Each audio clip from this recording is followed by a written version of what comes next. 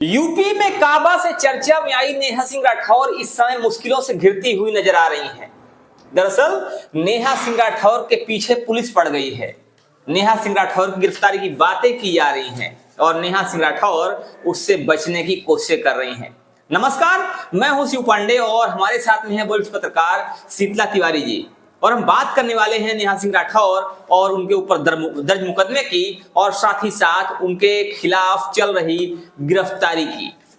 नेहा सिंह राठौर के खिलाफ इस समय कई सारे केसेस चल रहे हैं। ये कहा जाए कि उनके ऊपर लगभग 3 केसेस हैं जो उस समय दर्ज हुए थे जब पाकिस्तान का हमला भारत पे हुआ था। ये कहा जाए आतंकी हमला हुआ था और उसके बाद नेहा सिंह राठौर ने भारत के खिलाफ ही कुछ ऐसे आपत्तिजनक बयान दे दिए थे जिसके बाद लोगों का गुस्सा भड़का और लोगों ने उनके खिलाफ एफआईआर दर्ज करवा दी। एफआईआर दर्ज होने के बाद नेहा सिंह राठौर के खिलाफ कहीं ना कहीं जो कानूनी शिकंजा है वो कसता हुआ नजर आया। नेहा सिंह राठौर ने अग्रिम जमानत के लिए हाई कोर्ट और सुप्रीम कोर्ट का सहारा भी लिया, लेकिन सारी कोशिशें नाकाम रही और इस समय एक बार फिर से नेहा सिंह राठौर के खिलाफ ये जो कानूनी दांवपेच है ये कसता हुआ नजर आ रहा है। ये जो कानूनी शिकंजा है ये उनके खिलाफ काफी ज्यादा तेज होता हुआ दिख रहा है। नेहा सिंह राठौर बचेंगी या जेल जाएंगी, ये देखने वाली बात होगी। और इसी विषय पर बात करने के लिए हमारे साथ में शीतला तिवारी जी हैं जो कि वरिष्ठ पत्रकार हैं और इन सब चीजों की, इन सब मुद्दों की काफी अच्छी समझ रखते हैं। तो ये बात करते हैं शीतला तिवारी जी से और जानने की कोशिश करते हैं कि आखिर नेहा सिंह राठौर के खिलाफ जो गिरफ्तारियों की बातें चल रही हैं वो कितना सही है और ये चीजें आने वाले समय में नेहा सिंह राठौर की मुसीबत कितना बढ़ा सकती हैं। तिवारी जी, इस समय नेहा सिंह राठौर एक बार फिर चर्चा में आ गई हैं और चर्चा की वजह है पहलगाम हमले के बाद जो उन्होंने बयान दिए थे, उस बयान को देशद्रोही कहा जा रहा था और देशद्रोह के इस बयान के खिलाफ ही उनके ऊपर एफआईआर दर्ज हुई थी। क्या कहना है आपका कि जो बातें समय की जा रही हैं, गिरफ्तारी की जो बातें की जा रही हैं, ये कहां तक सच हैं और आने वाले समय में नेहा सिंह राठौर की मुसीबतें कितना बढ़ सकती हैं? सबसे पहले हमारे सभी भाइयों को प्रणाम, बहुत बहुत नमस्कार। पांडे जी ने जो आप लोगों के सामने जो है जिक्र किया है नेहा सिंह राठौर के बारे में, तो नेहा सिंह राठौर ने जो है आपको याद होगा कि जब से वो यूपी में काबा, एमपी में काबा, बिहार में काबा, लेकिन वही नेहा सिंह राठौर काबा जहाँ की बीजेपी की सरकार है, यही बात पांडे जी है। जहाँ आप दर्शक हमारे जो है कभी आप लोग सर्च करिएगा और आप लोग कमेंट करिएगा कि अगर हम गलत, मान लीजिए पांडे जी अगर हम गलत होंगे तो दर्शक हमारे बताएंगे कि क्या बीजेपी शासित राज्यों में ही काबा काबा है कि या कि जहां कांग्रेस की सरकार है या अन्य दलों की सरकार है वहां भी काबा का कोई गाना जो है नेहा सिंह राठौर गाएंगे। पांडे जी, नेहा सिंह राठौर बराबर जो है ये सरकार को जो है निशाने पर लेती रही है अपने गीत के माध्यम से, लोकगीत के माध्यम से और डफला बजा करके अपना जिस हिसाब से सरकार को निशाने पर लेती रही हैं। ये कहा जाए कि बीजेपी और उसकी समर्थित सरकारें जो हैं उनको निशाने पर लेती रही हैं, क्योंकि नेहा सिंह राठौर का आज तक एक भी गाना ऐसा नहीं आया जब नेहा सिंह राठौर ने भारतीय जनता पार्टी और उसके समर्थित किसी भी पार्टी के सिवाय किसी भी अन्य पार्टी को निशाना बनाया हो। और आपको एक बात और बताएं, नेहा सिंह राठौर को कई बार देखा गया है कांग्रेस के मंचों पर उनके समर्थन में गीत गाते हुए और उन्होंने जब भी मौका मिला तो सरकार की, या ये कहा जाए कि जो भारत की सरकार है और भारतीय जनता पार्टी की सरकार है, उसकी आलोचना करने में कोई कोर कसर नहीं छोड़ी और उस आलोचना के चक्कर में उन्होंने अपना ये जो सियासी एक उनका दांवपेच था उसको इतना ज्यादा बढ़ा दिया। लोकगीत के नाम पर उन्होंने ऐसे गीत गा दिए जिसका इस्तेमाल पाकिस्तान ने अपने बचाव में भी किया और कहीं ना कहीं भारत को घेरने में भी किया और इस वजह से नेहा सिंह राठौर मुश्किलों में घिरती नजर आई।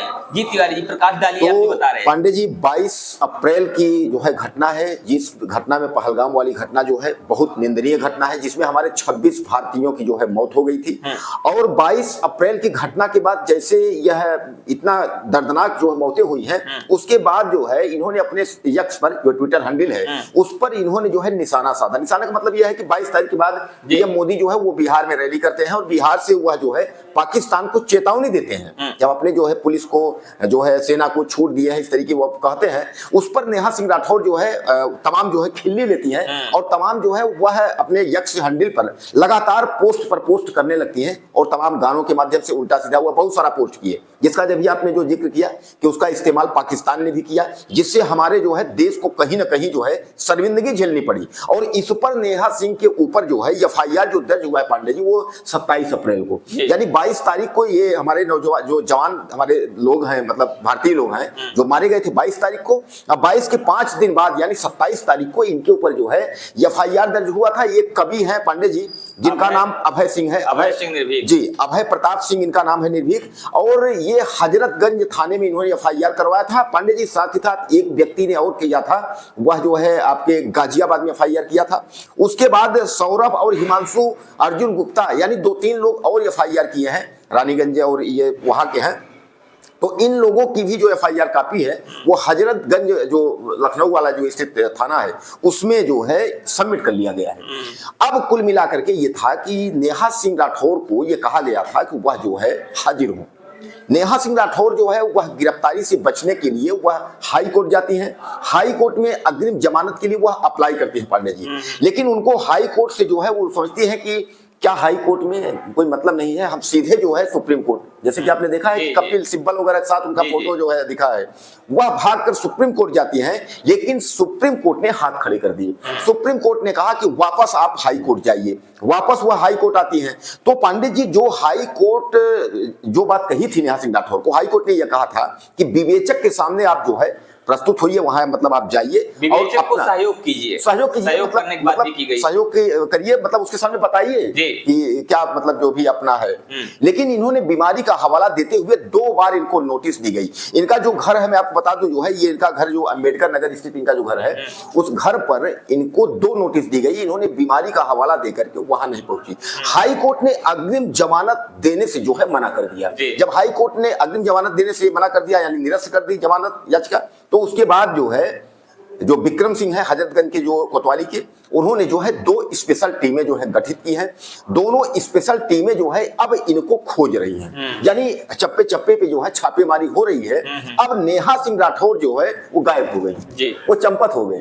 तो पांडे जी अब यूपी में क्या बात दर्शकों को, हमारे दर्शकों को लेकिन अभी तक तो वो गाना गाने में बड़ा मजा आ रहा था जी, और पाकिस्तान के फेवर में आप देखिए कि कितना कितना आगे भी चलना पीछे भी चलना।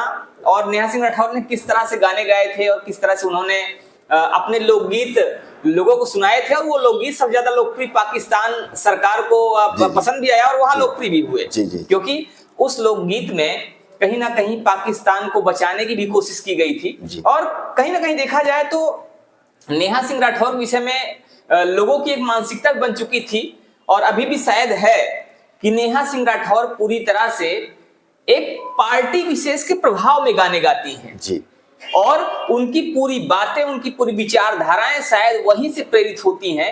ये बात लोग अक्सर कहते थे और लोग सोशल मीडिया पर भी पोस्ट करते थे। तो अब देखने वाली बात होगी कि क्या नेहा सिंह राठौर यूपी में काबा और बिहार में काबा भी गाएंगी या अभी अपने आप बचाने की कोशिश करेंगी? क्या कहते हैं आपकी आने वाले समय क्या देखा जा सकता है? पांडे जी कुल मिलाकर के जो है नेहा सिंह राठौर, ये हमारे दर्शक भी जान रहे थे, उन्होंने टिकट के चक्कर में अपना सब कुछ खत्म कर दिया। उनको ये लगा था कि देखिए हम शुरू से यूपी में काबा ये सब करते करते जो है बीजेपी की तरफ से तो हमारी छुट्टी हो गई है, बीजेपी की तरफ से कुछ होना नहीं है। अब वह व्यक्ति विशेष का पक्ष लेकर के, एक तरीके से व्यक्ति विशेष आप समझ लीजिए, चाहे पार्टी विशेष ऐसे समझ लीजिए आप, जो है अब एक कांग्रेस पार्टी उनका सहारा थी कि कांग्रेस जो है कहीं से टिकट हमको मिल जाएगा तो हो सकता है हम भी कहीं विधायक बन जाए। लेकिन पांडे जी एक समस्या यह है, जब हमारा घर चू रहा है, पहले आदमी अपना घर की व्यवस्था करेगा। कांग्रेस खुद ही जब चारों खाने चिट्ठ है तो कहां से आपकी व्यवस्था करेगी, कहां से आपको टिकट देगी? ऑलरेडी जहां उनके आदमी हैं, जहां से लड़ा रहे हैं, ऑलरेडी वो चुनाव हार रहे हैं, कोई मतलब नहीं। यही धोखा मनीष कश्यप जी खा गए, बीजेपी छोड़कर की जन स्वराज पकड़ लीजिए बिहार में, वो भी। अब वही आप देखिए कि एक जो है नेहा सिंह राठौर से कम उम्र की गायिका मैथिली ठाकुर 25 साल की, और बताइए कि वह एक विधायिका हो गई। मैथिली ठाकुर जो है वह एक विधायिका हो गई। अब जलन की वजह से तमाम उसका फोटो इधर उधर लोग जो है वायरल कर रहे हैं, उस बात का कुछ अलग है। लेकिन इन्होंने इतना मेहनत किया, अपने आप को इतना हाईलाइट किया, लेकिन टिकट के लिए, लेकिन इनको टिकट का कोई वो नहीं मिला, टिकट तो नहीं मिला, लेकिन अब जो है आई रे दैया कोई न बचाएगा। पंडित जी टिकट तो नहीं मिला, लेकिन आई रे दैया कोई न बचे। इनका एक गाना है दोस्तों, आपको याद होगा कि आई हो दादा चौकी दरवा कायरवा, ये गाना इनका काफी पॉपुलर हुआ था, खूब जो है डफला बजा के उन्होंने जो है खूब मजे लिए थे। अब उसी गाने पे लोग, ऐसा नहीं है कि मैं गा रहा हूं, तमाम जब आप सर्च करेंगे तो नेहा सिंह को लोग ऊपर स्क्रीन पे रखते हैं, उनका गाना एक लाइन बजाते हैं, फिर नीचे गाते हैं, तो नीचे गाने इनके चल रहे हैं कि आई हो दैया कोई न बचाएगा। कारण ये है पांडे जी, अब उत्तर प्रदेश वही यूपी पुलिस जिसको आप कह रही हैं यूपी में काबा, यूपी में काबा, यूपी पुलिस आपको ढूंढ रही है। 2 टीमें हैं, विक्रम सिंह की अगर हम बात करें कोतवाली हजरतगंज की, उन्होंने कहा 2 स्पेशल टीमें गठित हो गई हैं जब से इनकी जमानत याचिका निरस्त कर दी गई। हाई कोर्ट ने जो है जमानत, अग्रिम जमानत देने से निरस्त कर दिया है, जिसको आप स्टे बोलते हैं, आप लोग कहते हैं ना अरेस्ट स्टे इंग्लिश में कहते हैं, उसने जो है मना कर दिया। तब से जो है 2 टीमें गठित है। अच्छा, वह भी टीमें पांडे जी इनको गठित नहीं होती, इनको 2 बार नोटिस दिया गया कि आप जो है हाजिर होइए। इन्होंने दोनों नोटिस का जो है बहाना किया कि हम बीमार हैं, बीमार की वजह से जो है ये बीमार है। एक बात, सबसे बड़ी बात ये है कि बीमार हैं, लेकिन ढोलक बज रहा है और ताल छिड़ा हुआ है। बिहार, अभी आपने देखा ना कि बिहार का चुनाव चल रहा था, बिहार में भी वो गाना गा करके बिहार में भी अपना मस्ती कर रहे हैं। प्रधानमंत्री मोदी के खिलाफ बोलने के लिए बीमारी ठीक हो जाती है, भारतीय जनता पार्टी के खिलाफ बोलने में बीमारी ठीक हो जाती है, जहां पर अपना फायदा दिखता है वहां बीमारी नहीं होती है।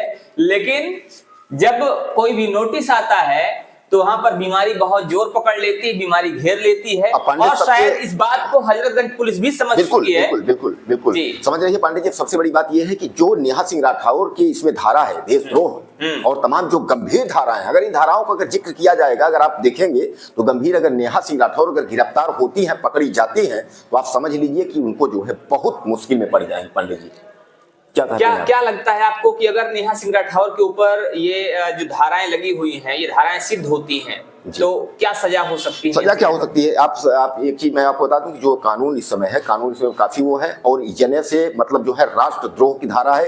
एनएसए के चक्कर में जो है मनीष कश्यप जो है फंस गए थे, बाद में हालांकि एनएसए उनके पास से हटाया गया था, और चाहे अब आप जो भी आप समझे उनको, लेकिन एनएसए अगर सिद्ध होता है या इस तरीके से होती है तो इनको जो है आजीवन कारावास तो कम है, इनको फांसी तक हो सकती है, क्योंकि ये राष्ट्रद्रोह की धारा है। राष्ट्र के साथ मजाक करना, राष्ट्र के साथ गद्दारी करना, इस तरीके की जो मतलब आप जो कुछ भी उसमें लिखा गया है, अगर ऐसा सिद्ध होता है पांडे जी, तो आप समझ लीजिए कि नेहा सिंह राठौर को जो है बहुत मुश्किल हो जाएगा।